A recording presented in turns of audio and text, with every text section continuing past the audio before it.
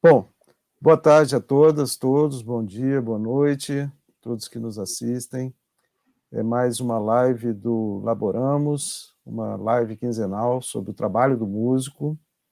Hoje nós estamos honrados aqui com a presença do Tinho Martins, grande saxofonista de muito tempo de janela, cantor, arranjador, tocou muitos anos com Tim Maia, banda Vitória Régia, além de outros artistas, Ed Mota, Luiz Melodia, atualmente fazendo shows aí por todo o Brasil com a banda Palute. E aí, Tinho, tudo tranquilo? Tranquilo, boa tarde a todos os amigos da Unirio, que dá saudade, inclusive você, meu colega de Unirio. E estamos aí para atender os pedidos das pessoas e falar um pouco sobre a vida do músico. Acho que é essa que é a intenção, né, Al? Isso aí, Tinho. A gente tem esse foco aqui na nossa pesquisa com relação à realidade do trabalho do músico, né? Além de poder dar uma real para os músicos que estão começando, a gente tenta, o próprio nome do nosso grupo de pesquisa, que é um observatório das práticas musicais, como é o trabalho do músico hoje, que transformações que ele vem sofrendo, né? A gente sabe, quem é mais velho, né, conhece aí a partir da década de 70, todas as transformações que aconteceram, né? Naquele tempo havia muitas possibilidades, até mesmo de músico trabalhar por carteira assinada, em bares, em restaurantes, havia as boates, né? Um termo que não se usa mais, né? Tinha grandes bandas fixas, né? Café Nice e Isso. vários outros lugares que havia na cidade, então os músicos tinham um trabalho regular, e hoje em dia tudo modificou, né? O perfil do trabalho do músico se modificou completamente, existe a questão da polivalência, o músico tem que ter muitas atividades diferentes, ter que se apropriar de ferramentas que antes ele não precisava, como, por exemplo, equipamentos de gravação de vídeo, ele tem que aprender a gravar vídeo e postar nas redes sociais. A própria rede social já é um fenômeno mais recente, né? Então, como é que você reflete, Tim, você que tem muita experiência, todos esses períodos históricos aí, comparando aquele período que você começou com o período atual, o que você tem para nos dizer aí sobre isso? Pois é, começando assim, eu comecei tocando em bailes, no meados da década de 70. E naquela época a gente tocava e tinha uma remuneração, vou falar assim, de remuneração razoável, porque era uma coisa que na época a gente tocava e os clubes, a gente tocava em clubes do subúrbio do Rio de Janeiro. E tinha uma frequência assim bem bacana. Dava para uma banda de baile, vamos dizer assim, sobreviver com um salário assim razoável. Não era nada assim muito bom, mas dava para sobreviver. Hoje em dia, esses bailes ainda existem, mas com a remuneração baixíssima. Daquela época, quem continuou até hoje, quem está começando a tocar nessas bandas de baile, caiu muito o nível do dinheiro que o músico recebe. E, na minha época, dava para trabalhar, mas chegou uma época que eu fiz o vestibular para a Unirio que eu pensei em voar mais alto.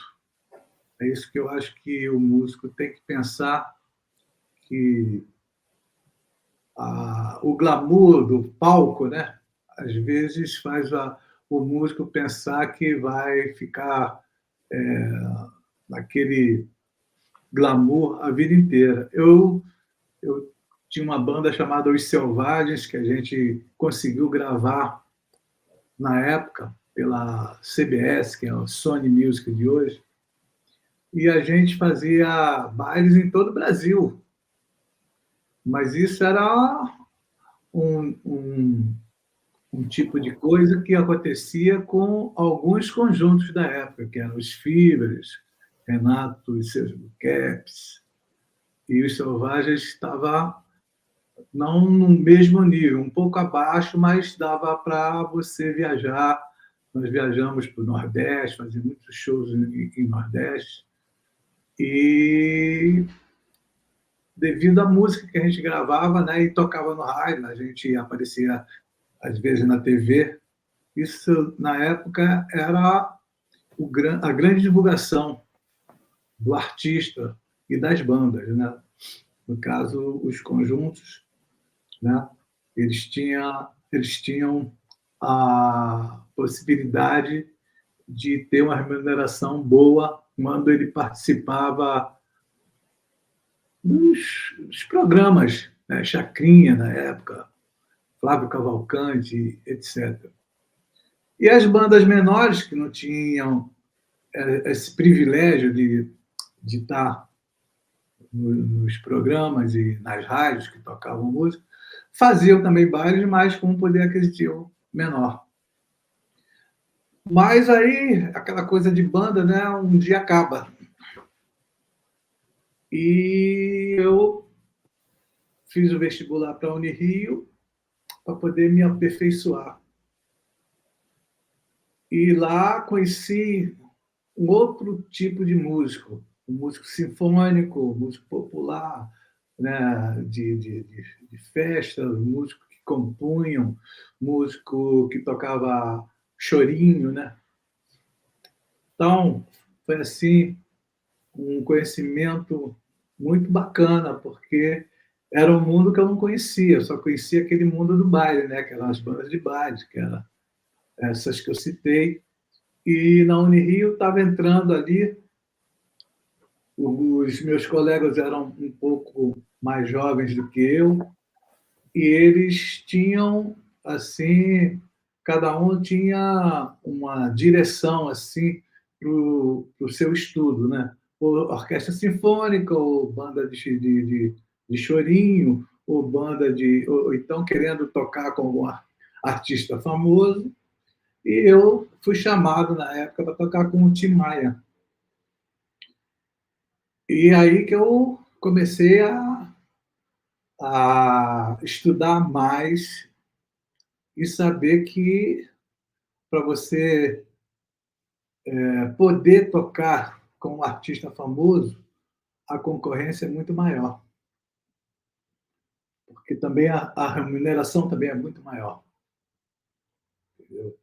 Então, um músico que toca com um artista famoso, ele tem uma, uma garantia não eterna, né? Mas enquanto estiver tocando ali, ele pode fazer alguns projetos de vida, tipo comprar apartamento, comprar carro, porque dá para fazer isso.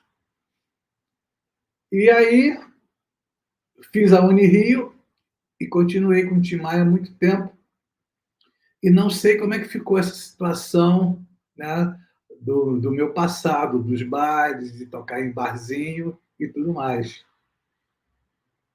Então fica essa dica para o músico que está começando, vamos dizer, hoje em dia, que aquilo que eu falei anteriormente, conversando com o Al, o músico tem que ter perseverança, tem que ter paciência e muito estudo. E direcionar o seu estudo para o seu objetivo maior. Se é tocar com artista, se é fazer concurso para sinfônica, quer fazer concurso para professor universitário, ou professor de ensino médio, enfim, professor. Né? Tem várias gamas também nesse nível de professor. E ele se dedicar a isso, porque a noite, né, vamos dizer assim, né, um músico que toca na noite, é uma gangorra. Você, às vezes, está tocando, por exemplo, você está tocando com um artista famoso e, de repente, o artista famoso te manda embora. E aí? Você fica totalmente, você tem aí você está tocando com um artista famoso, tem um salário X, e o cara te manda embora. Se você não tiver outro artista famoso, seu orçamento vai lá embaixo. E passa 1 mês, 2, 3, 4 meses, nenhum artista famoso te chama e os problemas começam, né? Então, aí você parte para tocar na noite, que é aquela coisa de você se submeter ao que o dono da casa da noite quer pagar, porque você não é um artista famoso. Você tem que... A casa noturna, ela pergunta: você vai trazer um público para casa? Aí você toca pelo cover. Se não for ninguém, você não ganha nada. E, às vezes, quando vai, a casa ainda fica com um percentual desse cover artístico. Então, é muito duro isso, entendeu? Mas é a realidade do músico. Você toca na casa e toca pelo cover. Se lotar, você leva algum para casa. Mesmo assim, 20, 30, 40, às vezes até 50% você deixa para casa de show, seja ela grande ou pequena. É por aí. Legal, Tim. Você, pessoalmente, assim, você se dedica a outras atividades a não ser tocar shows e bailes, ou você dá aula, por exemplo, você faz algumas outras coisas? O que você faz como músico? Pois é, justamente isso, né? O Tim Maia morreu, né? E por isso que eu falei de fazer uma Unirio, um FRJ, para você ter opção, o plano B. Tim Maia morre, eu pensei que no mês seguinte o Djavan ia me chamar, o Sandra de Sá, o Caetano Veloso, né? Você fica naquele glamour que eu falei, e os meses vão passando e nada disso acontece. Aí você vai tocar nessas casas noturnas que eu citei, com aquela remuneração baixíssima.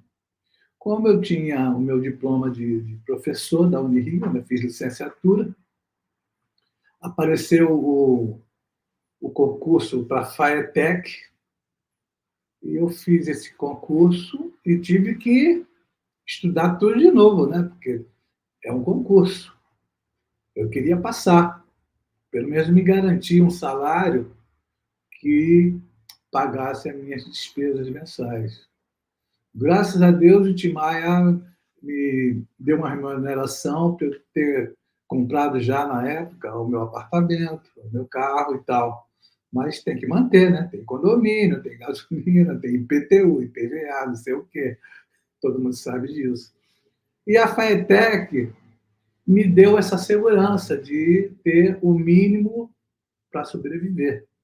Não é nem um salário astronômico, não, mas dá para você sobreviver. E, ao mesmo tempo, continuei tocando nas casas noturnas, mas aí não precisava tanto, porque você chega numa casa noturna, você precisando de dinheiro, não tem nada, não tem FAETEC, não tem nenhuma instituição que te dê um salário, você, às vezes, é obrigado a aceitar aquela condição dos 20, 30, 40, 50% que a casa pega do seu couvert. E você tendo um salário fixo, você já pode dizer: não quero isso, eu quero aquilo. Você se impõe. E você também tem uma estrutura maior de continuar estudando, continuar trabalhando com música, né? Eu sou professor de música da FATEC, e você ter uma condição de cobrar mais. E também pelo meu currículo, ter tocado com Ed Mota, ter feito Rock in Rio, as pessoas já te conhecem como um músico, assim, vamos dizer, com um nível bem alto. E te pagam um cover mais alto. Você chega e... Agora, você também tem que apresentar um trabalho que o dono da casa ache que você merece aquilo. Porque não adianta você ter tocado com A, B, C e chegar lá, fizer um trabalho que não é o que a casa quer, cara, vai fazer o mundo, depois ele te vai embora. Então, são todas essas condições assim que você tem que estar investindo sempre. Até hoje eu estudo, entendeu? Eu vou fazer um show no Blue Note amanhã, tenho que estudar. Com uma cantora chamada Vatuzzi. Ela me chamou, ela me dá o repertório, eu tenho que estudar, tirar as músicas, escrever, né? Porque são 20 músicas que às vezes você nem conhece, e você tem que escrever, porque não dá para decorar em uma semana, né? 20 músicas que você nunca ouviu. Então você escreve tudo, leva a partitura para o show e chega lá, toca. Tem que dar conta. Então é por aí, né? Isso acontece muito. Diga aí, Álvaro. Legal. E como que você avalia, olhando assim, os colegas, as pessoas aí com quem você convive como músicos, no geral, como você vê o trabalho em geral do músico hoje? Ele tem que se dividir por muitas atividades, que atividades são essas? As pessoas mencionam muito, por exemplo, a editoração de partituras, enfim, uma série de coisas que não aparecem. Porque para o público leigo em geral, você fala músico, a pessoa pensa que a vida consiste em você estar em cima de um palco tocando. Outros podem pensar que pode ser vivendo de gravações, mas essas gravações elas acabaram, né? Hoje em dia a lógica da plataforma ela é completamente diferente. Não existe mais aquele negócio no tempo das gravadoras que você entrava no estúdio ganhando 4 períodos e daí você saía dali com dinheiro no bolso. Então, Isso. qual que é a sua reflexão assim sobre o trabalho do músico hoje? Eu vejo que piorou muito. A gravação, você acabou de falar, não existe mais, né? Essa coisa de período, de chegar, né?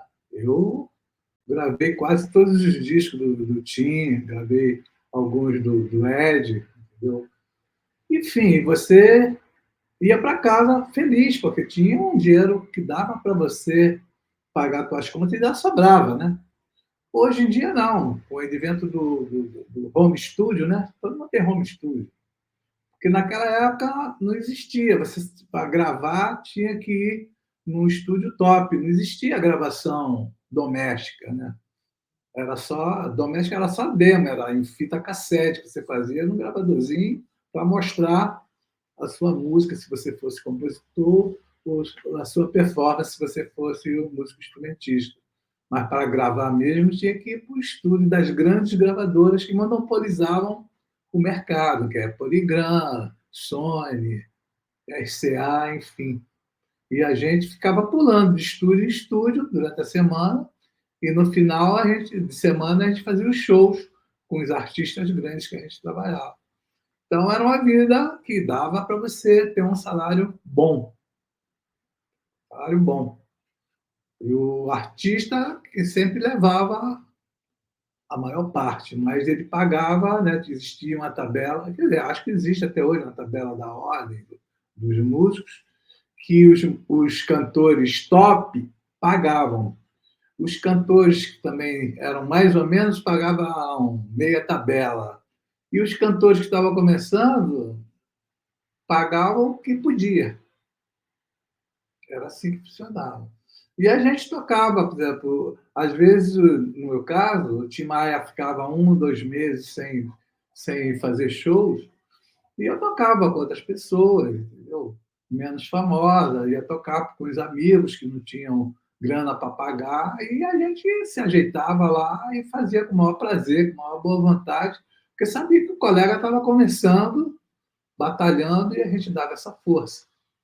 Hoje em dia, não tem mais estúdios de gravação. Legal, né? Não tem. Se tem muito pouco. Mas a coisa já chega quase pronta, porque você pode gravar bateria, baixo, tudo no computador. O computador veio, você faz tudo, chega lá, e ainda mais agora que tem todos os plugins, você não precisa nem cantar, vai lá, canta e depois ele afina a tua voz e te lança. E agora, com a inteligência artificial, você imagina o que não pode acontecer, né? Então, vejo que o mercado se afunila. Quem não se atualizar vai morrer na praia. Está morrendo na praia. Então vai ficar tocando, né, nessas casas noturnas, né, nos quiosques da praia, né, que também paga muito pouco. Os quiosques, né, os restaurantes, né, os shoppings pagam muito pouco para o músico, né? Mas é um mercado que existe, né? Concorrência, né? E eu vejo assim que é difícil. Outro dia eu fui no sindicato dos músicos, teve uma reunião lá, e os músicos de casamento estavam querendo uma tabela especial para eles.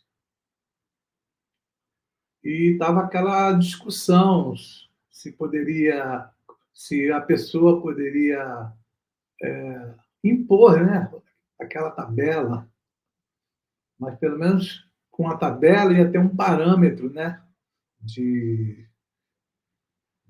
para poder conversar sobre o dinheiro que o músico de casamento ganha. Então, uma série de tipo de músico, né? Músico de casamento, músico de quiosque, músico da noite, músico que toca com artista. Tem artista que não paga a tabela da Ordem dos Músicos. Eu ouço muito isso. Artista famoso. Não posso citar nomes, senão a pessoa pode me processar. Mas tem artista famoso que os músicos me contam que pagam meia tabela, entendeu? E diz assim, mas é o pacote. Aí o cara faz 15 shows no mês e não paga a tabela. E se o músico reclamar, tem uma fila querendo meia tabela para tocar com esse artista famoso. Entendeu? Então, é uma coisa assim que não funciona. A tabela é um parâmetro. O artista consciente, que queira também aquele músico, ele paga. Mas tem de tudo, né? E se você começar a reivindicar muito, não, a tabela é isso, o artista te manda embora. E tem uma fila querendo. É isso que acontece. E quanto às condições de trabalho, o que você tem a dizer? Eu estou até te falando porque tem elementos que hoje em dia nos surpreendem, né? Assim, como que existe uma aceitação da precarização do trabalho do músico, de tocar em condições ruins, em condições que realmente impedem que aquele trabalho seja bem feito, ou então que afetam a saúde do músico. Você tem alguma coisa a falar assim sobre isso hoje? Álvaro, hoje em dia, eu vou falar por mim, né? Hoje em dia, eu sou professor, né?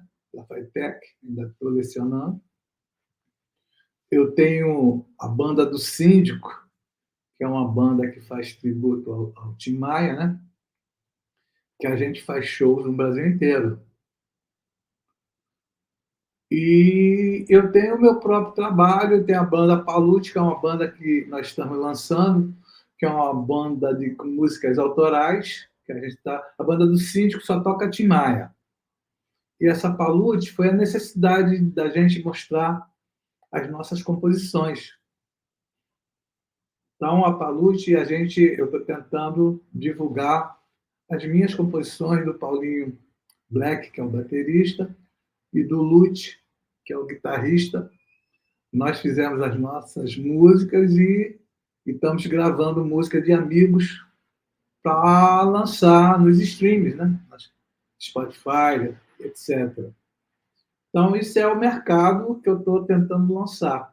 Enquanto a banda Paluche não decola, vamos dizer assim, começa a ter visibilidade assim, maior para poder fazer um show que compense financeiramente, que atraia um público, isso demora. A gente já está há 2 anos fazendo esse trabalho e tocando em casas no Rio de Janeiro, não sempre, porque você não pode se dedicar a tocar sem remuneração. É pelo cover que a Balute toca, porque ela não é conhecida. A banda do Síndico já tem 20 anos tocando e tem o a autorização do filho do Tim Maia, que é meu amigo desde sempre, para a gente usar o nome dele. E com isso a gente consegue tocar com a remuneração bacana. Não é nada astronômico, não, mas vale a pena. Fizemos show na semana passada em São Carlos, no interior de São Paulo. Vamos fazer em São Paulo agora em dezembro. Vamos fazer o Blue Note dia 9 de novembro agora. Mas o Blue Note, eles pagam a gente. O Blue Note paga a gente porque eles queriam oferecer. Tem bandas lá que tocam pelo Convert, que eu sei. A gente, não. A gente faz 2 sessões no Blue Note. Graças a Deus a gente lota o Blue Note e eles pagam um cachê fixo para a gente. Mas tem algumas bandas que tocam lá pelo Convert. E o Convert tem aquela coisa, tem um percentual para casa que eu não sei porque não é o caso da gente. Entendeu? Então, essa coisa assim do trabalho eu vejo que está piorando sempre, está funilando. Ou você tem um investidor, né? Falando em termos de gravação, hoje em dia tem que ter um investidor, o cara que vai investir para você ter visibilidade, né? Nas plataformas. E daí você faz shows, né? Hoje em dia também está diversificado também, muito mais diversificado que antes, né? Tem o charme que você falou, tem o funk, tem o rap, tem o trap, tem o samba, tem o pagode. E a música que a gente fazia, no caso que eu fazia e que eu faço até hoje, ficou um pouco de lado, né? Essa música tipo Tim Maia, tipo Djavan, tipo Tom Jobim, Bossa Nova, é a música para velho. A garotada não curte esse tipo de música. Por exemplo, às vezes eu sou chamado para tocar em outras bandas e eu vou tocar, né? E o que acontece? Eu vejo assim que o mercado é pagode, axé, o repertório é pagode, axé e rock and roll, mistura tudo. Na festa você toca Nirvana, Ivete Sangalo, só para contrariar, Sorriso Maroto e tudo junto. Isso ao vivo. Sertanejo não? Oi? Sertanejo? Sertanejo. Ah, se não tocar sertanejo, o cara te manda embora. Porque o Cara, isso é muito estranho, porque eu sou de Mato Grosso do Sul, né? Eu sou da terra do sertanejo. Quando eu vim para o Rio para estudar, nos anos 80, aquilo era uma coisa brega, era uma coisa, né? Ninguém queria chegar perto disso. Né? Hoje em dia é uma febre. Está na moda, está na moda. Entendeu? Você, na festa, por exemplo, interior de São Paulo, nós tocamos lá em São Carlos, interior de São Paulo. O pessoal não pediu sertanejo porque eles contrataram o show, vamos dizer assim, entre aspas, da banda do Tim Maia, né? Eles queriam ouvir Tim Maia. Mas a gente sabe que lá o sertanejo impera, o pagode impera. Mas é uma cidade que a gente vê que diversifica. Lá, a gente conversando, tocaram os Titãs, tocaram o Nando Reis, tocaram Tem uma universidade muito forte lá, né? Exatamente. Então, tem essa universitário. Então, lá tem essa coisa, mas a maioria das cidades do interior de São Paulo é sertanejo e pagode, que impera hoje em dia. Entendeu? Aqui no Rio é de tudo. Né? Em alguns lugares que eu toquei, eu vi isso. Eu vi essa mistureba de rock and roll, sertanejo, pagode e essas músicas que tocam na rádio. Mas basicamente isso. E garotada, assim, a festa, estou falando festa para garotada de 20 a 40 anos. Entendeu? E às vezes eu toco de pessoa, por exemplo, às vezes quando a gente toca no Blue Note, a banda do Síndico, o público é de 40 para cima. Não tem garotada. Agora, nas cidades do interior, quando a gente vai, é impressionante como a gente vê criança cantando Tim Maia. sabendo todas as letras. Acho que o pai coloca em casa e as crianças ouvem e cantam juntos, entendeu? Mas é uma coisa assim que é difícil de acontecer. Artistas que permanecem, né? Djavan, Tim Maia, Caetano, Tom Jobim, os meninos, sabe, as crianças cantam.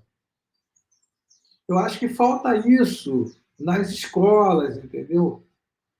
Eu dou aula no Instituto de Educação, ali na Tijuca, uma escola tradicional, eu dou aula lá. E o ensino lá caiu muito em todos os sentidos, dos professores e dos alunos. E do respeito que o aluno não tem mais com o professor. Na minha época, eu entrava na sala de aula, quando o professor entrava, eu me levantava. A turma, eu não, a turma se levantava, em respeito ao professor. Mas eu sou velho. Hoje em dia, eu entro na sala de aula, o neguinho está com headphone e conversando, e você tem que falar alto para poder. Vou começar a aula. O neguinho, opa! Entendeu? Então, existe essa mudança que a gente tem que aceitar, porque senão você vai ficar batendo de frente todo dia e é desagradável, você não aguenta. Então, você tem que se amoldar à época, que é uma coisa assim que, infelizmente, é o que acontece. Agora, tem casos e casos. Tem salas que você entra que os alunos te respeitam um pouco mais, entendeu? Que conversam com você. Mas a maioria desrespeitando até de não fazer o dever, de não cumprir as obrigações, enfim, e de atrapalhar o colega que quer estudar. Eu como professor, vejo isso. Eu dou aula para segundo grau, né? Eu pedi um trabalho há uns 10 anos atrás, há 10 anos atrás, olha só, 2010, 2012, mais ou menos. Eu pedi um trabalho sobre o Chico Buarque.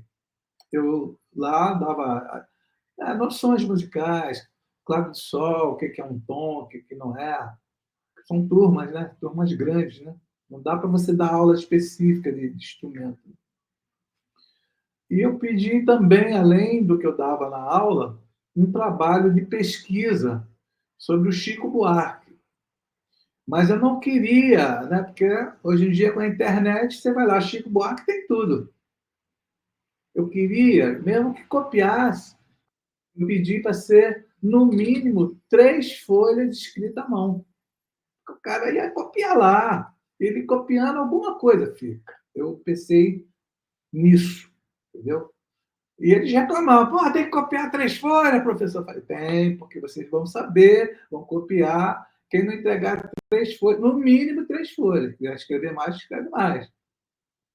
Teve uma menina que escreveu 3 folhas, tinha muita coisa errada escrita, e ela fez uma capa, eu falando isso que eu me lembro, ela fez uma capa com a foto do Chico e com o nome dele, Chico Buarque, escrito com X. Aluna do segundo grau, primeiro ano do segundo grau. Você vê o nível, como é que cai, né? Eu não sei se alguém fez para ela, ou se ela não fez, enfim. Então, essa coisa eu vejo assim, né? O meu pai sempre falava também, pô, a vida está piorando. E eu, que isso, pai? Está piorando, não, está legal. Hoje que eu estou velho, eu vejo que a coisa continua piorando, infelizmente. Agora, você tem que procurar se adaptar ao mercado. Quem não se adaptar, Álvaro, e Gabriel foi embora, Gabriel? Ele está aí nos bastidores. Tá nos bastidores. Quem não se adaptar, Álvaro, vai morrer na praia. Porque hoje em dia, com a tecnologia, você vê, as bandas estão usando o VS, né? Está sabendo disso, né? O VS elimina 2, 3 músicos que ele deixará de pagar, ele usando o VS no computador junto com a banda dele. Tem a banda Mas tem os VS fazendo violinos, fazendo metais, entendeu? Junto com a A banda. Madonna tocou em Copacabana ganhando milhões usando VS, né? Pois é. Entendeu? Então, a tendência é essa, a gente não pode fugir à realidade, entendeu? Agora, tudo também não é. Eu vejo assim que a vida vai mudando também lentamente, ainda bem. Nem todo mundo está usando dance. Ainda tem música ao vivo, ainda tem gente querendo ouvir um pianista, um saxofonista, um cantor, entendeu? Ao vivo, entendeu? Então, mas eu acho que a pessoa já tem que pensar nos GS, que é o futuro, entendeu? É o futuro. Cara, o músico que está começando agora, que não pensar em VS, eu acho que ele vai morrer na praia. Chegar na minha idade, ele está tocando, como eu falei, nesses bares que ainda existem hoje, bares com bandas da minha época, ganhando quase nada mesmo. Eu sei porque de vez em quando eu encontro com amigos da minha época que continuam, infelizmente, não tiveram a possibilidade de estudar na Unirio, nem de tocar com Tim Maia, como foi o meu caso, e que estão no baile até hoje por uma necessidade. E vão para o Uber, né, que é uma saída para o músico. Conheço muitos músicos que estão no Uber, porque o dinheiro da música não dá para pagar as coisas. Entendeu? Isso era realmente uma das coisas que eu queria te perguntar. Como é que você vê, sem precisar citar nomes, os colegas em geral, o que eles precisam fazer, que muitas vezes não é nem a música, né? Porque eu, por exemplo, conheço vários que eu já toquei e o sujeito era pedreiro, era outras profissões totalmente fora, porque a música é esse campo ingrato, muitas vezes. E hoje em dia, todas essas transformações que estão acontecendo, elas vão empurrando realmente o músico para uma série de atividades que não tem nada a ver com a música, e a gente tem dificuldade de saber, porque, é claro, ninguém quer contar isso, né? Então, os músicos que a gente tem contato é que podem nos trazer esse tipo de... aquilo que eles estão vendo ali, acontecer ao lado deles, né? Então, o que você está trazendo aí, por exemplo, sobre o Uber é uma coisa da maior importância, perceber que o músico hoje ele precisa recorrer a isso, né? Vários músicos recorrem a isso porque não tem a remuneração, porque é a questão de padrão de vida, né, também, né, Aldo? Se você tem um padrão X e você quer continuar com aquele padrão X, se a música já não dá mais a remuneração para você ter aquele padrão, você tem que recorrer a outra profissão. E eu vejo assim que o Uber abrigou muito músico. O músico na pandemia, ele foi para o Uber, a maioria, porque eu, graças a Deus, eu tinha Fitec. E quem não tinha, que era só músico? Não tinha show com um artista grande, não tinha nada, não tinha nenhuma ajuda. Você ficar 2 anos sem tocar, as contas chegam, né? E aí? E se acumulam. Como é que você vai sanar isso? Então, você tem que ser vendedor, você tem que trabalhar em qualquer coisa, porque a pessoa tem família, tem mulher, filhos, etc. E aí? Você tem que recorrer a um plano B. A música, você não pode fazer nada, você também nem podia trabalhar em muita coisa, porque a pandemia não permitia também. Estava arriscado você, né, até morrer, né? Muita gente morreu. Muita gente com posses morreram, muitas pessoas morreram, muita gente morreu. Quanto mais a pessoa em dificuldade financeira. Aquilo que eu vi no sindicato, uns 20 dias atrás, é o retrato do que a vida do músico continua ruim. Eles querendo uma tabela, lá no dia que eu fui, era o pessoal de casamentos, entendeu? Mas tinha gente que trabalhava nos quiosques e citaram até casas que ficam com 20%, 30% do COVEC e outras que pagam pagam um cachê fixo e cobram um cover. E o cover fica para casa. Aí foi citado um músico lá que foi para a internet delatar essa casa e foi mandado embora. Não sei se você soube desse caso. Pois é, uma casa famosa que tem no Brasil inteiro. E a casa processou o músico, e só confusão, entendeu? Então eles estavam lá querendo uma tabela para músico da noite, né? Chama-se músico da noite, né? Que toca em quiosques, em casa noturna. Eu vejo que continua bem sensível à vida deles, assim, reclamando de remuneração. Qual que a sua estimativa para o valor em geral que se paga? A gente ouve as coisas mais disparatadas. R$ 300 seria, vamos dizer, uma média. É o que paga na noite. R$ 300. Nos bons casos, né? Quando paga. Nos bons casos. Pois é. Mas, em geral, o mínimo seria quanto? Claro que o mínimo não existe, né? O mínimo pode ser um prato de comida. Quando você ganha 300, pelo menos você consegue trabalhar. Você tocando todo dia, né? Vamos dizer que você toque 5 vezes por semana, você ganha 1.500 por semana, vezes 4 vezes, você ganha 6.000 por mês.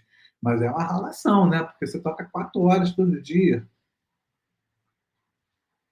E nem sempre toda casa te programa todo dia também. Entendeu? Você toca um dia sim, dia não, às vezes só no fim de semana. Segunda, terça e quarta, geralmente é um voz de violão ali pelo cover, porque a casa também não fatura para poder te pagar, então quer tocar aí, toca aí, pelo cover. Quando o dono é consciente, ele dá um cover para o músico, porque também não é quase nada, né? Na segunda, na terça-feira. Mas aí, quando a casa começa a encher, aí diz, te dou 300 e eu fico com cover. É isso que acontece. E não tem ninguém, você vai recorrer a quem? Ao sindicato, à ordem de músicos? Está entendendo? Vai recorrer a quem? Não tem a quem recorrer. E você tem que se equipar, tem que ter instrumento bom, você tem que ter, sabe, de repente até um computador para disparar uma base para você tocar sozinho, fazer um voz e violão, entendeu? É tudo investimento, né? Você tem casa que não tem sonorização, você tem que levar uma caixa de som, microfone, mesa, etc. E às vezes você ganha 100, 150, R$ 200. O cara que precisa, pelo menos ele tem aquilo, né? O cara dá 2, 3 dias de trabalho por semana para ele, ele vai trabalhando. Mas essa é a realidade. Entendeu? Fora os grupos, né? Tem grupos de 4, 5 pessoas que ganham R$ 300. O grupo, R$ 300 para dividir com 5, 6 pessoas. Geralmente são bandas de grupo de samba, né? Pagode, né? Percussão, surdo, tantã, pandeiro. Não diminuindo o músico de percussão, não, mas é a realidade. Entendeu? Fala com um cara lá com um cavaco, um violão, mete a percussão, o cara canta e divide para todo mundo trezentinho. Essa é a realidade. Isso a casa podendo pagar, o barzinho muito, enfim, pequeno, que não tem rendimento, como é que você enxerga isso aí? Eu acho que é uma coisa geral. Você vê, a Blue Note que eu citei não paga cachê a todo mundo, paga cachê para quem interessa para eles, sabe que vai lotar. Graças a Deus, no meu caso, a gente faz 2 sessões. Lá tem um show às 8 e outro às 10h30. Os artistas que lotam a casa, eles pagam cachê. Mas por que pagam cachê? Porque sabe que dá. E lá não é barato. Entendeu? Conhecer a casa, pelo menos de nome, né? Então, eles pagam porque eles recebem, né? Eles vendem antecipado. O artista novo, eles dão uma oportunidade de tocar lá, mas é pelo cover e a casa fica com um percentual do cover. A despesa deles lá, enfim, de sonorização. Também eles dão uma infraestrutura muito boa, né? De sonorização, de microfone, top. É uma casa top no Rio de Janeiro. Mas pelo que você está dizendo, então, a casa, nesse caso, sabendo que vai lotar, ela se dispõe a pagar um cachê fixo justamente para poder pegar a parte do leão, que é o couvert muito mais reforçado porque vai encher. Seria isso? Exatamente. Ele sabe que o couvert paga o artista. O negociante, ele não joga para perder. Você está entendendo? Se ele sabe que o artista, vamos dizer, dá um retorno financeiro X, e se o artista é quase X, ele paga o quase X para o artista. Porque ele vai ganhar também no consumo de comida e bebida também. Além da bilheteria, ainda tem o consumo, a casa lotada, ninguém vai, sabe, 200 pessoas consumindo bebida e comida a noite inteira, pô. Ele sabe que aquele. Mas ele não paga o X, não. Ele não reverte, não. Ele paga quase X para o artista. Mas é uma casa que te dá uma visibilidade, entendeu? Tem casa aqui no Rio, tem em São Paulo, tem em Paris, tem em Nova York, entendeu? É uma casa classe A. Por exemplo, Legal, agora abriu o Roxy, né? Não sei se você está sabendo. Né? Não. O Roxy era aquele cinema antigo em Copacabana. É né? lá no cinema mesmo, né? Exatamente. Eu não sei quem é que está tocando lá, mas parece que é uma orquestra que existe lá. Pelo que eu conheço, eu não posso afirmar. Ele vai pagar uma mensalidade para os músicos lá, para cada um. Orquestra, pô. Vamos dizer que tem. E não é orquestra grande, hoje em dia não tem orquestra de 30, 40 músicos. Quando eu comecei, eram 30, 40 músicas, eram 5 saxofones, 4 trompetes, 4 trombones. Hoje em dia não, 2 saxofones, 2 trompetes, é orquestra, entendeu? Funciona. Aí tem um cara com teclado que dobra também, para poder ficar aquela massa sonora. Eu não sei como é que está lá, eu não fui, eu não posso falar, mas acredito que eles paguem um salário para o músico. Entendeu? Entendi. Você tem relação com plataformas digitais, de streaming? Você tem Tem, músicas nas plataformas? Como que tem, é a tua relação com essas plataformas, royalties, etc.? olha só, posso dizer, a gente está há 2 anos lançando nossas músicas, eu nunca recebi nada. Para você receber, eu vi uma entrevista do Ivan Lins, não sei se você viu, quando ele é um artista famoso no mundo inteiro, né? Ele falou que para ele ganhar R$ 1, ele tem que ter 20 mil visibilidades. Então é por aí, cara. Ou você tem milhões, porque também é para o mundo inteiro, né? Não é só Rio, né? Coloca lá, o mundo inteiro está te vendo. Se você tiver a partir de 100 mil, 20 mil é R$ 1. Vamos botar assim, para ganhar R$ 10, 200 mil pessoas estão te vendo e clicando lá. Imagina. Ele falou que a aposentadoria dele acabou, ele vai ter que fazer show. O que nos resta é show. O que nos resta é show ao vivo. Ou ganhando muito pouco nos quiosques, né? Ou ganhando um pouco mais quem leva um público, né? Quem tem um nome no mercado, tipo Ivan Lins, Djavan, todos eles, né? E até os menos votados também. Tem artistas, né? De grande fama, média fama e pequena fama, e que também trabalham em grandes teatros. Né? Agora, tem os projetos da Funarge, né? Dos teatros, que a Lei Rouanet que beneficia, mas aí você tem que chamar uma pessoa que entenda do edital, né? Para você entrar, você tem que pagar uma pessoa para fazer o edital, e você tem que dizer o teu currículo, sabe? Exame de sangue, exame de urina, exame de tudo que eles pedem, entendeu? E você ficar aguardando o edital ser aprovado, entendeu? E eles exigem, no caso de alguns editais, que você tenha notas fiscais de 3 shows naquele preço que justifique o governo pagar o preço que você está cobrando. Entendeu? E tem outros que já determinam, ó, o preço é esse, mas você tem que levar som, luz, sabe? E o músico, e saber todo mundo, uma lista de pessoas, você tem que ter a responsabilidade de levar aquele show pronto para o teatro. Mas com som, luz, iluminador, técnico de som, etc. Então você tem que ser um empresário. Você, aí já não é música, você não vai tocar. Você vai fazer uma empreitada. Mas você tem que se adaptar a isso se você quiser trabalhar. Entendeu?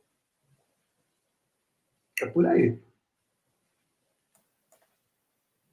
Legal. Não basta só estudar, né? Como a gente, né? Vai lá na Unirio, estuda, então vai para qualquer outra escola e estuda. Você tem que olhar o mercado e oferecer o produto que você faz para aquele nicho. Aquele nicho. E você vê se dá para sobreviver tocando ou sozinho, hoje em dia, né? A inteligência artificial, você pode tocar sozinha. A Madonna não cantou sozinha. Mas até chegar a Madonna, você tem que ser conhecido no mundo inteiro. Tá? A pessoa desconhecida vai chegar, você vai, eu vou sozinho, com o meu playback, com o meu VS. O cara não. É a lei da oferta e da procura, né? Se você leva o público, o cara te paga. Porque está entrando para ele também. Eu entendo também o outro lado do contratante, porque se ele contrata um músico e não vai ninguém, ele tem a despesa, né, os impostos que ele paga para poder abrir uma casa, enfim, todas as despesas normais de um comerciante, né, vamos dizer assim. Ele é um comerciante. Ele tem, aqui no meio dele, tem que pagar empregado para limpar, para cozinhar, tem o cozinheiro, tem, enfim, todos os encargos que ele se dispôs a fazer quando abriu a casa dele. Aí o músico chega, entendeu? Aí ele oferece R$ 300, não quero R$ 300. Tá? Então, tem uma fila aí querendo. A concorrência, né? Então, é tudo um jogo, mas isso não mudou, Álvaro. Eu digo isso desde que eu comecei tocando nos bares, como eu falei no início, não mudou. Se você enchia os bares, você ganhava bem. Se você não enchia, não, o cara não te contratava. Aí dava a bilheteria, que é o cover de hoje. Eu dou o clube aqui, você fica com a bilheteria aí, você fica com a divulgação, mas eles não pediam um percentual, não. Eles davam um clube porque eles ganhavam no consumo de bebida, de comida, do clube, entendeu? O bar do clube faturava, entendeu? E o sócio não paga. O sócio não pagava para entrar no bar, entendeu? Então, é tudo uma jogada de você saber vender o seu produto. Entendeu? E não mudou muito, não. Eu acho que até piorou, sinceramente falando, infelizmente. Agora, tem as pessoas que dão sorte, né? Né? Eu vejo assim, eu sei que tem um mercado de MC, né? Que eles falam, os caras estão milionários. Mas eu não considero músico, não. Eu considero uma moda atual. Você ser MC, o cara fica falando lá o que o povo quer ouvir, mas é uma coisa inteligente, porque ele inteligente comercialmente falando, que eu estou falando. Inteligente comercialmente. O cara fala errado e tudo, mas tem gente, muita gente que consome. Outro dia aqui, eu moro em Santa Teresa, né?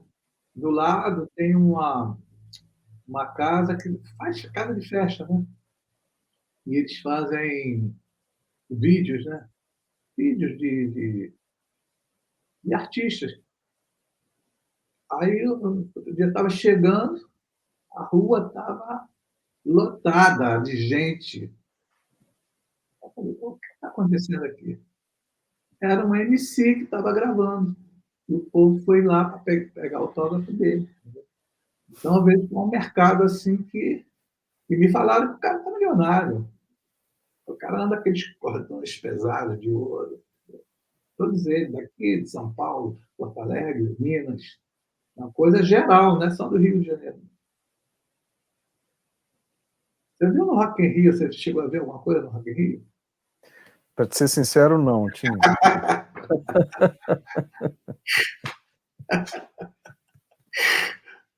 Não perdeu muita coisa. É isso que eu estou falando, mudou, cara.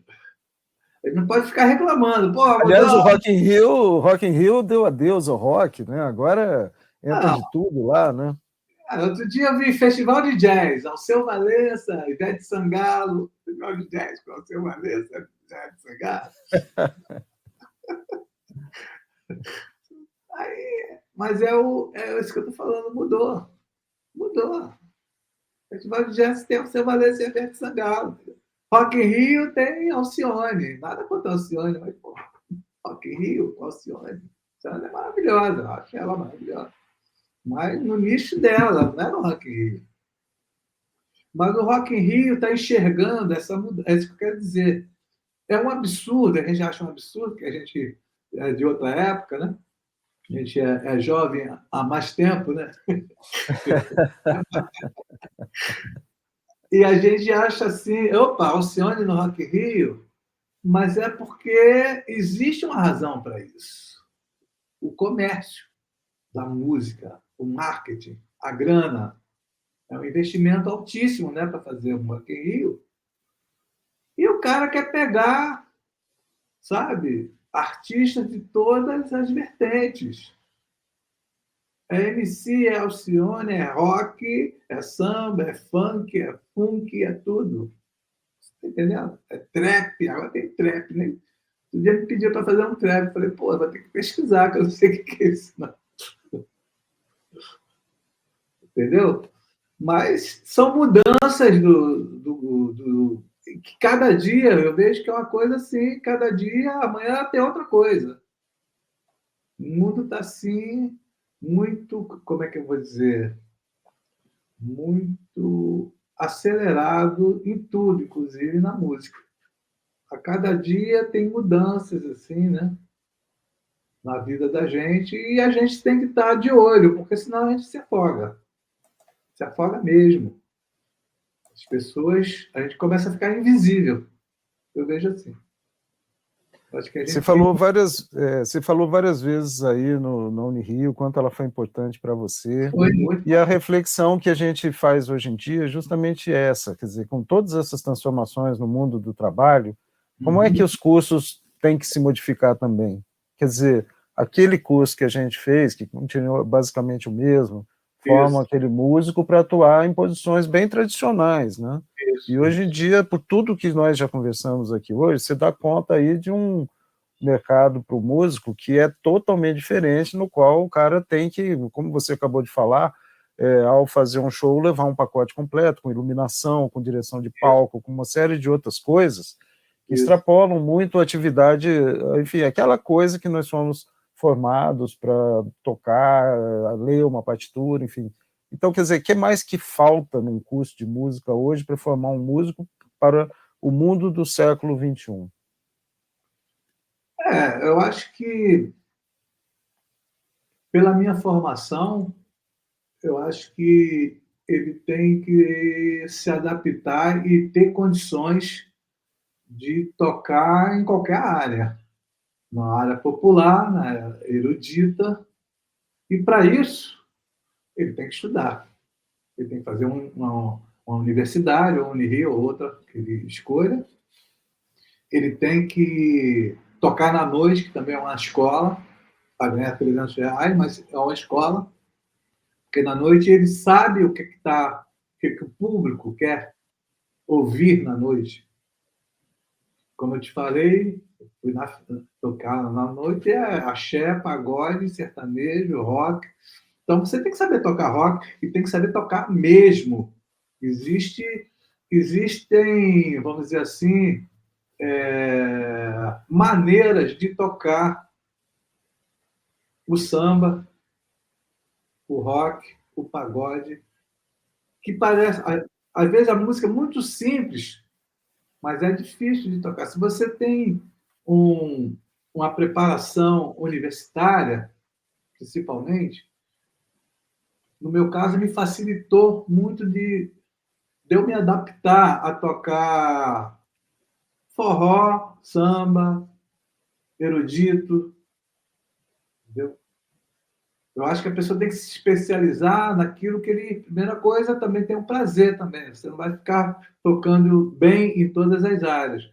Você tem o seu perfil musical, que você gosta de tocar. E você se especializar no seu instrumento. Porque a qualidade é imbatível, entendeu? Mas não basta. Conheço músicos excelentes, instrumentistas, virtuosos, que estão sem dinheiro. Entendeu? Mas aí envolvem outras coisas, que é a maneira do cara pensar, de não querer tocar o simples, entendeu? De só querer tocar chorinho, ou só querer tocar jazz. Se ele tiver a sorte de ter uma carreira nesse nicho, tudo bem, mas se não tiver, meu amigo, aí vai tocar o pagode, ele não vai ficar feliz tocando o pagode. Entendeu? Ele quer tocar o jazz dele, ele quer tocar o chorinho dele. E eu vejo assim, né, muitos colegas preconceituosos com estilos. Se o cara está bem e pode, não depende financeiramente, tudo bem. Mas às vezes o cara fica reclamando da vida, que não tem mais o carro que ele tinha, não tem a casa que ele tinha, e criticando, tá vendo? Música horrorosa, mas criticando assim muito, né? Isso é música. Aí fala de um artista assim, pô, não vê a Anitta, que não canta nada. A mulher tá milionária, cara. Não canta nada é outra coisa. Não vamos julgar por isso. Ela descobriu uma maneira de o que ela faz ter sucesso e mais sucesso. Mas é gosto pessoal, entendeu? Agora, eu vejo que se o músico tiver uma qualidade, estudar, ele está preparado para tocar qualquer coisa. Entendeu? Ele pode tocar forró, ele pode tocar funk, ele pode tocar jazz, ele pode tocar tudo. Mas para isso ele tem que estudar diariamente, a gente sabe disso. Eu estudo diariamente, até hoje. E feliz. Gosto de estudar, gosto de pesquisar, de tocar. Entendeu? É por aí. Se o cara se especializar, ele vai ser sempre chamado para ganhar X, 2x e 10x. Música é isso. Não existe 10x a vida inteira, entendeu? Mas quando não tem 10x, 2x resolve. É melhor do que ficar em casa, que não entra nada. Entendeu? Então é por aí. E se ele está sempre ganhando 10x, ele pode recusar aqueles dois. Ah, não quero não, cara. Estou bem aqui, vou sair com a minha filha, vou sair com a minha mulher, vou passear com meus filhos. Não vou não. Mas se ele está precisando, pô, aqueles 2x entram bem pra caramba. Ainda mais se ele não tiver um emprego, como eu tenho, graças a Deus, a FETEC me permite recusar certas coisas. Me permite. É por aí. Legal, Tinho. Tem algumas perguntas aí do nosso público. Como você descreve suas relações de trabalho com outros músicos, produtores e gestores? Cara, é muito boa, cara. Eu toco numa banda há 20 anos com as mesmas pessoas, nós somos amigos. É uma festa quando a gente se encontra. Entendeu? A banda do Síndico, que faz o tributo a Tim Maia, a gente está junto há muito tempo, fazendo um som que a gente gosta, que a gente aprendeu lá com o Tim, do jeito que ele queria, e tem dado certo, e a gente tem uma remuneração bem razoável dentro do mercado. Entendeu? O Blue Note paga cachê para a gente, é um patamar um pouco mais elevado do que aquele artista que vai pelo cover. Agora, os Legal. gestores, cara, é de A a Z. Tem gestor legal, tem gestor que quer te explorar. entendeu? Tem gestor que é bacana, que paga a você, te dá uma condição boa, entendeu? Tem gestor que paga ensaio, coisa que artistas são poucos que pagam ensaio, são pouquíssimos. Você ensaia para ganhar no show, seja no quiosque ou seja na casa toda.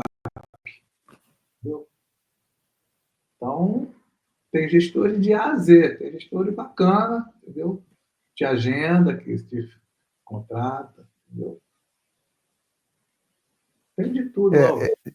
Isso aqui era uma era uma, como se chama? Uma complementação para a pergunta anterior. Como que você vê essa questão da competição assim entre os músicos? Isso sempre vai existir. Tem músico que fura teu olho, sabe o que é fura-olho? O cara vai lá, você chama um cara para tocar, por exemplo, no meu caso, sou saxofonista. Aí eu chamo um para tocar, vamos dizer assim, no quiosque, vamos dizer, uma hipótese. Vamos tocar no quiosque? Vamos. Agora eu, o pianista, lá tocar, e fica lá tocando bossa nova, não sei o quê, parará. Eu que consegui o trabalho, né? Realmente é um músico que consegue o trabalho. Não existe ninguém, empresário, nada. Você vai no quiosque, oferece o trabalho, o cara te contrata. Aí, o pianista que você contratou, que você acha que é teu amigo, chega lá para o dono e fica, olha, você está pagando quanto? Frutinho. Ah, estou pagando tanto. Pô, eu tenho um amigo que faz mais barato. Tem música assim, mas tem tudo, mas são poucos. Pelo menos na minha vida foram poucos que furaram o meu olho, vamos dizer assim. Mas tem de tudo, tem que ter cuidado. Hein? Tem uma história, posso contar uma historinha rapidinho sobre isso? Eu tenho um Claro, amigo, claro. infelizmente ele faleceu e ele era uruguaio. E ele, ele era muito engraçado. Ele queria cantar, ele era cantor, ele queria cantar em qualquer lugar. Ele não podia ver um trabalho que ele, porra, bicho, ele falava meio espanhol, né? Uruguaio. Aí ele falava, pô, bicho, a cara fala, pô, você não cantou para carnaval? Ele, bicho, eu canto carnaval, canto o que você quiser, eu não tenho sotaque, bicho. Eu canto, quer ver? Ó, mamandioqueiro, mamandioqueiro. Ele queria pegar de qualquer jeito o trabalho. Aí, esse cantor, uma vez o rapaz, o pianista, chamou ele para cantar na churrascaria no subúrbio, né? Era ele e o pianista, né? Cantando lá na churrascaria. Aí diz que ele chegou na churrascaria lá de tarde, lá para passar o som e tal, preparar tudo, que a noite está tocando, né? Aí passou lá, cantou lá, todo mundo gostou, o dono gostou, falou, pô, que legal, pô, você canta bem e tal. Ele ficou todo feliz. Aí foram fazer um lanche antes de começar a parada, né? Lá, a festa lá. Aí o pianista foi lá no banheiro. Quando o cara foi no banheiro, ele foi no dono da churrascaria e falou: bicho, esse cara aí, pianista, não toca porra nenhuma. Se você quiser, eu trago um maravilhoso. Aí o cara, pô, mas o pianista é meu filho. Ele, não tocava, tá tocando muito bem. Esse é o fura-olho. Entendeu? É por aí. É Mas o só típico fura-olho, né? fura-olho, entendeu? Vai lá para furar o teu trabalho e botar a turma dele. Entendeu? Independente se toca mal ou bem, não tem escrúpulo, não, é qualquer coisa. E é por aí. Tem mais questões? Isso é um fenômeno comum em todas as áreas que não tem uma certificação. Por exemplo, o cara é médico e tal, essas coisas já têm uma regulação maior. Agora, a gente que tem um trabalho que qualquer um pode fazer, em tese, você não precisa ter um diploma para Isso, fazer, isso cria uma competição que vale tudo, né? vale tudo. Exatamente. É por aí, cara. Tem outra pergunta aqui, como é que você constrói a sua rede de contatos na música? Quais são os desafios nesse processo? Olha, felizmente, hoje a gente já tem uma rede já bem, vamos dizer assim, com uma visibilidade bem legal, com a banda do Síndico, né, que eu trabalho. Eu tenho meu próprio trabalho que eu faço com DJ em casamentos. Então, um casamento puxa outro. Então, eu não preciso está divulgando muito. Eu coloco, eu toco num casamento no sábado, eu posto no Instagram, nas redes sociais, e dali surgem outros casamentos. Existem também as promoters dessas festas que já me conhecem pela minha estrada. E por eu ter tocado, agradeço o Timar até hoje, porque por eu ter tocado com ele, é uma referência assim muito boa para eu tocar no lugar. Então, o neguinho fala, o saxofonista do Timaya vem. Então, isso é uma atração para a festa, entendeu?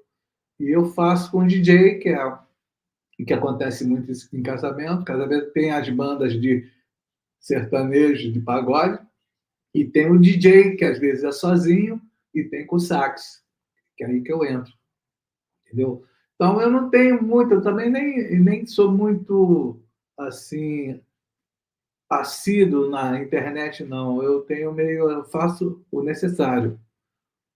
Eu só uso isso. Aí posto no YouTube, essas redes sociais que todo mundo faz, mas não fico diariamente nisso, não. Posto mais no Instagram, onde eu toco.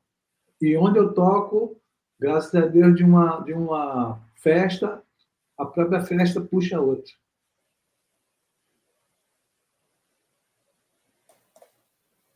Entendi. É, você trabalha com educação, né? Assim, a gente, na nossa pesquisa, isso aparece assim, 100% dos músicos, de alguma maneira, trabalham com educação. Você concorda? 100%? 100% dos músicos. Tipo, mesmo que seja para dar aula particular em casa, Isso. acaba que os músicos têm sempre que recorrer a dar aula em alguma forma, não? Mas dar aula particular, né, sem ser assim numa instituição, é uma coisa assim que também, pela minha experiência, que hoje em dia eu não dou mais aula particular, mas já dei aula particular. Mas, por exemplo, o aluno, né, começa a aula, de repente ele te larga. Ah, não quero mais não. E você fica sem aquela remuneração do dia para a noite. Quando chega dezembro, o pai e a mãe vêm, olha, a gente vai viajar nas férias, a gente vai ficar dezembro, janeiro, fevereiro sem aula, tá? A gente começa em março. E acho que isso é normal, não tem 13º, não tem nada, entendeu? Então é uma coisa assim que a pessoa fica dando aula, mas tem esses problemas, né? E se você cobra, vamos dizer assim, por mês, 4 aulas, às vezes o pai reclama, às vezes a mãe reclama, entendeu? Eles pagam por aula. Cada aula é tanto. A não ser quando você é um especialista, assim, tem um pianista famoso, aí a pessoa quer ter aula com um cara famoso, aí a pessoa consegue ter, assim, um hall grande de alunos. Fora isso, meu amigo, o aluno ele vai embora do dia para a noite e acha que está tudo bem. E você tem que se adaptar a esse sistema. Da aula é meio complicado. Eu digo pela minha experiência. Talvez alguém tenha, assim, uma, uma maneira de ter bastante aluno, né, dando aula. E agora, com a aula virtual, não sei nem como é que ficou isso. Só dá aula virtual e tem muitos alunos, não sei como é. Nunca dei aula virtual.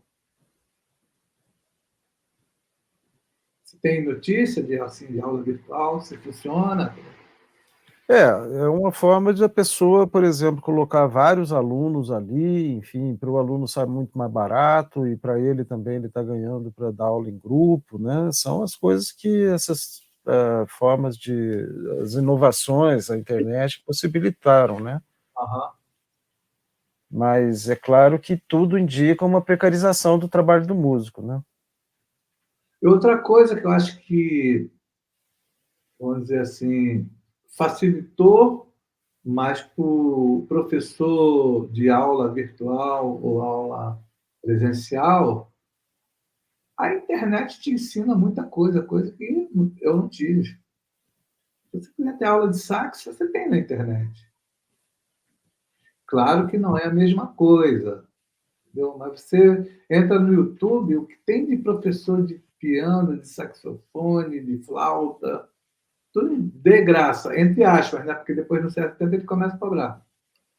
Ele diz que é de graça para ter o chamariz, ele dá umas 10 aulas de graça, depois ele diz, olha, agora você tem que pagar. E você está acostumado com ele, aí começa a pagar. É uma maneira da pessoa ganhar dinheiro. Mas dá uma iniciação boa, dá para aprender. Entendeu? Até improvisação, tem aula de improvisação. Tem workshop, tem tudo na internet. Facilitou muito a vida de quem quer aprender música. Só que eu acho que a presencial é que te dá o pulo do gato das coisas. Uma universidade de música, a Unirio, no caso, é que te dá, sabe, uma condição de você almejar coisas maiores. É isso que eu acho. Mesmo sendo um curso muito voltado para o clássico, para um modelo que não está propriamente, vamos dizer, no mercado de trabalho, você considera que esse modelo universitário tem o seu valor? Tem muito valor, porque eu digo porque eu vim da escola popular. Eu nunca fui músico erudito. E lá com o nosso mestre o Inhata, ali, né? Você lembra dele, né? Ele me ensinou muita coisa bacana, da maneira erudita, né? Ele veio numa escola erudita. A orquestra, apesar de música brasileira, tocando pichinguinha, mas de uma forma erudita. Eu, com arranjos belíssimos do Roberto e de outros colegas na época que faziam arranjos assim sensacionais. Seu ouvido fica, sabe, muito mais, sabe, erudito para tudo. E eu acho que isso é que enriquece o músico, você ter a oportunidade. Por isso que eu falei, é bom você tocar no quiosque, não é ruim tocar no quiosque, não. Eu acho que você toca de tudo, você toca sertanejo, pagode, tudo. Você fica com a cabeça assim, dependendo do seu gosto pessoal, você aprende vários estilos. E o erudito te dá uma disciplina muito maior. O erudito te dá uma disciplina, porque a exigência é muito maior do erudito. Existe até uma discriminação babaca, que eu acho, hoje, até como músico popular que eu sempre fui, de alguns músicos eruditos torcerem a cara para o músico popular. Entendeu? Até porque eles tocam mais refinado, tem um toque mais refinado, essa é a realidade. A música erudita tem um toque mais refinado. Porque eles desenvolvem todas as nuances musicais diariamente, coisa que o popular é meio, sabe, coisa do brasileiro, assim, faz, mas não faz muito. Mas tem também, ganha também o swing brasileiro, que é essa coisa do morro, essa coisa do batuque, essa coisa do sertanejo, entendeu? Que é uma coisa bem característica de cada região, né? Você vai, né, na tua terra, no Mato Grosso, né? Tem uma coisa da terra mesmo, entendeu? Não, Simples. o que tem na Terra lá, basicamente, é o seguinte: tem a proximidade com o Paraguai e tem um estilo que vem da Argentina, que é o chamamé. O chamamé, eu não sei se você conhece, assim, mas é um gênero que os acordes são simples, mas a divisão rítmica desses países aqui, ela é estranha, porque ela oscila entre o ternário e o binário. Então, eu cansei de ver músico bom falando, eu não vou entrar nessa roda aí não, entendeu? Músico bom que vem do Rio e tal, porque a rítmica... Então, esse sertanejo que tem aí hoje, assim, é puramente comercial, né? É um negócio, assim, que surge sem nenhuma relação com essas... com essa... da onde isso veio, certo? Como o chamamé, por exemplo. O brasileiro incorporou o chamamé e toca como o gênero se chama rancheira. Então é um ternário, não tem nada dessa sofisticação que eu estou mencionando aqui. Mas o povo... hoje em dia, esse sertanejo universitário é puramente comercial e entra com uma estrutura de palco copiada dos Estados Unidos, todo um negócio de entretenimento pesado, altamente comercial e é puro entretenimento, não tem nenhum diferencial, assim, vamos dizer, que enriqueça aquilo dali, né? E isso, é claro, a música hoje é isso, né? TikTok, etc., né? E inteligência artificial, eu vejo pelas crianças hoje, eu tenho um filho de 6 anos, ele é muito exposto a essas coisas, e eu fico olhando que tem toda uma geração que está sendo formada com essa estética, ou por assim dizer, estética, né? Ou seja, qual vai ser a exigência que eles vão ter quando forem adultos? Por terem sido criados em um sistema muito pasteurizado, né? Muito homogêneo, e que... Mas eu acho que quando a pessoa vai, né? Você é Mato Grosso do Sul, né? Isso. Pois é, quando você vai na terra, eu estive em Dourados no ano passado. Você vê lá aquela música sabe, da terra. Acho que você aprende muita coisa, cara, dependendo do tempo que você ficar. Você aprende, você pode aplicar aquilo, né? Você se interessar, conversar com um músico que toca aquilo com uma facilidade, né? Incrível, né? E que para você é uma coisa estranha, né? Você tocar um 3x4 junto com um 2x4, né? Foi isso que o senhor falou, né? Junto. É Uhum. uma coisa estranha para gente que não está acostumado. Eu estive em Angola também, tocando com um cantor angolano. Cara, o violão deles é o contrário, vamos dizer assim, para definir, para não ficar explicando muito. É o contrário. Cara, onde é que está o do compasso? Você fica meio perdido. E eles tocam aquilo com uma facilidade, cara. É deles, é o swing deles. Entendeu? Então, acho que cada região você pode aprender. Acho que a gente está sempre aprendendo. O que, apesar, por exemplo, os angolanos, os acordes são super simples também. Não tem sétima maior para você começar. No máximo é a sétima e já foi. Sétima maior, nona nem pensar. Deu um ou outro que já estão aplicando lá por causa da globalização e tudo mais. Mas a maioria é 135 e já foi. Entendeu? Mas isso é rico, porque tem o batuque, tem a riqueza da levada no violão, a levada no piano, é diferente. É diferente.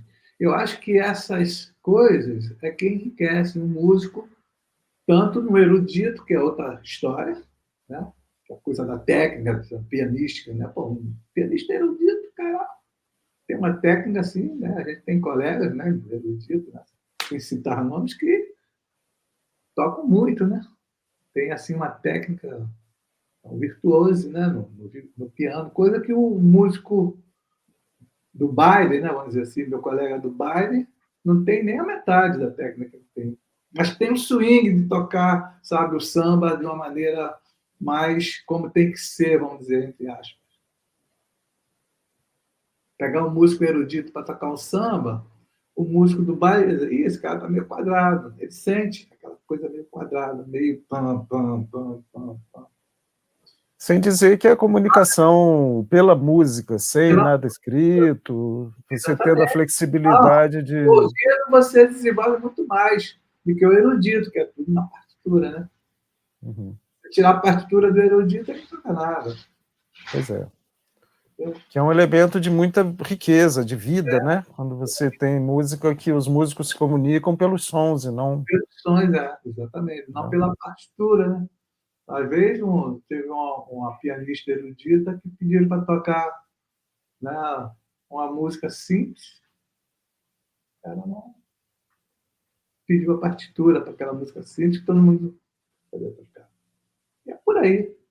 Como também se botar uma partitura para um músico popular, ele vai ficar catando lá e não vai conseguir, entendeu? Porque ele não está acostumado, é a vivência, né, de cada um. Por Sim. aí, por aí. Mas eu acho que as duas vivências são enriquecedoras. Eu acho que o músico tem que ter essas duas, desde que ele possa. Né? Porque estudar música é caro, também tem isso, né? Também tem essa questão da desigualdade econômica para considerar, né? Exatamente. Entendeu? Mas eu sugiro isso, que o músico se dedique a ter vivências dos dois lados, de todos os lados, e aprenda e não tenha preconceito. Tem música popular que, vou estudar Sinfonia de Beethoven, porque eu vou tocar isso aonde? Aqui no baile funk? Não vou tocar. Entendeu? Vou tocar na festa lá da churrascaria. Ninguém vai querer ouvir Beethoven, vai querer ouvir Jorge Aragão. E hoje as orquestras estão acabando no mundo inteiro, né? As orquestras que estão, vamos dizer, crescendo, são de projetos sociais, né? Mas é uma transformação. Orquestra sinfônica. Sinfônica, né? Por exemplo, a Sinfônica Brasileira, do Teatro Municipal, todas essas orquestras estão em crise. E sem falar das grandes orquestras europeias e dos Estados Unidos, porque o que acontece é que, em termos globais, o capitalismo entrou em crise.